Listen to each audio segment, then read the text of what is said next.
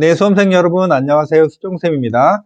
2월 말에 저희 학원 개강을 하고 나서 또 그동안 너무 피곤해서 유튜브를 좀 쉬었었는데 오늘부터 다시 열심히 여러분들께 좋은 정보 드릴 것을 약속드리고요.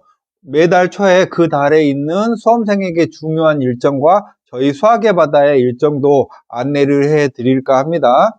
일단 3월에는 우리 고3 또는 N수생 여러분은 중요한 일정이 28일 날 서울시 교육청 모의고사가 있고요.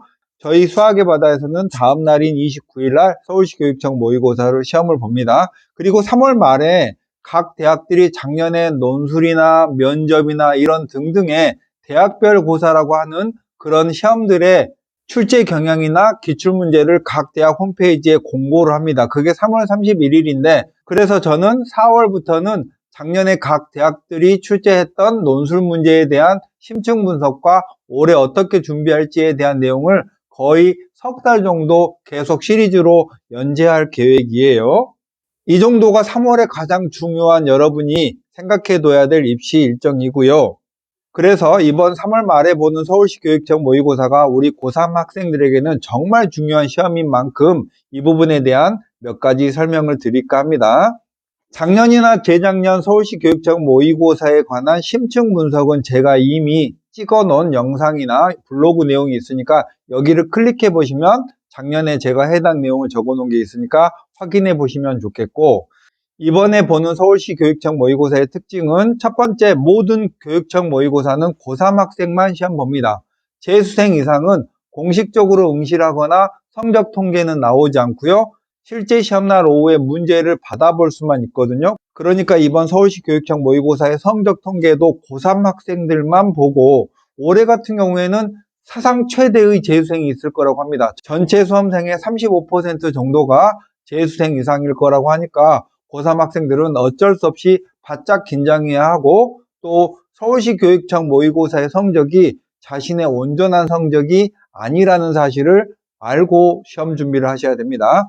작년 3월에 모의고사의 수학 점수의 등급컷 정도를 가져와 봤는데요. 미적분을 중심으로 보면 1등급 컷이 78점입니다. 2등급 컷이 68점, 3등급이 55점, 5등급이 22점으로 매우 낮습니다. 같은 시험지를 그날 오후에 저희 학원에 재원하고 있는 재수생들에게 풀어보면 작년에 수학 3등급 정도였던 학생들이 거의 1등급 정도의 점수가 나옵니다. 1, 2월에 재수생활을 잘 준비했던 학생들은. 그러니까 고3 학생들에 비해서 재수생 이상이 경쟁력이 훨씬 뛰어나다는 사실을 알고 고3 학생들은 바짝 긴장해야 하고, 이번 겨울에 수완수투를 단단히 다졌어야 되는데 그런 준비가 부족했던 학생들은 성적 분포가 매우 불안합니다. 그러니까 이번 서울시 교육청에서 못 봤다고 실망할 필요는 없고, 잘 봤다 혹은 백분위가 높다고 해서 그 성적을 자신의 성적이라고 생각하고 그걸로 대학 어디 갈지를 따져보는 건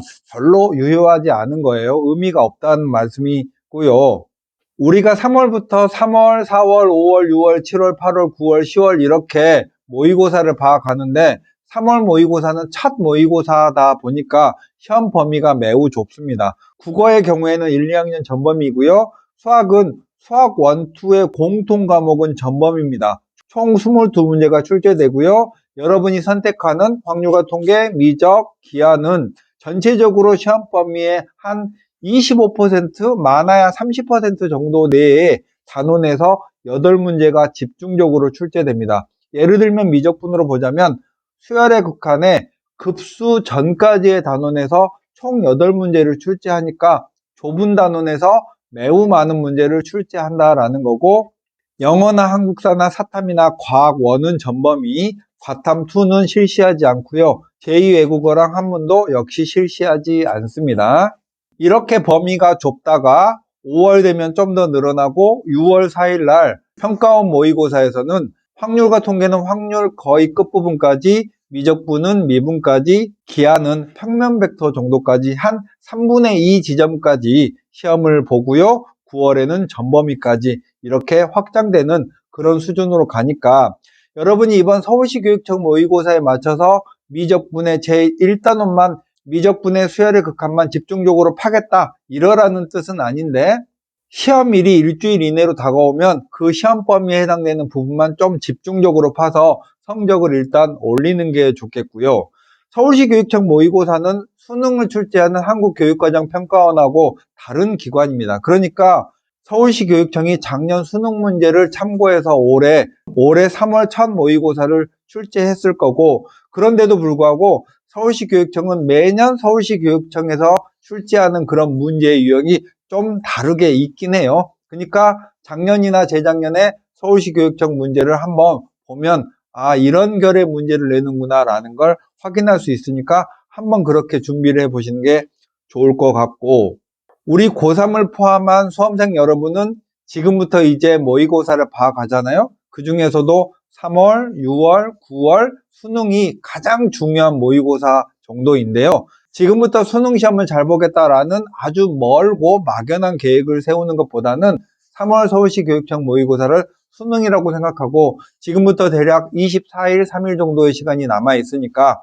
어떻게 그 기간을 마지막 총정리를 하면서 시간을 보낼지를 한번 연습해 보는 게 좋겠고, 그렇게 서울시 교육청 모의고사를 보고 난 날 저녁과 다음날 정도는 모의고사에 대한 충분한 반성을 하시고 나면 그 이후에는 훌훌 털어버리고 다음 시험을 준비하는 게 수험생의 좋은 자세일 것 같습니다.